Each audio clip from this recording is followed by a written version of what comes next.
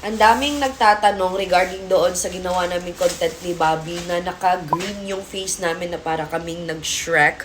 And akala nila magagalit si Bobby but then nag-join si Bobby. So eto po yun mga madam ko, Detox Max. And very trending po ito ngayon. Eto po siya ay may matcha lemongrass clay. And as you can see, ganito po siya. Kitang-kita din to nung nag-video kami at ito yung kulay niya.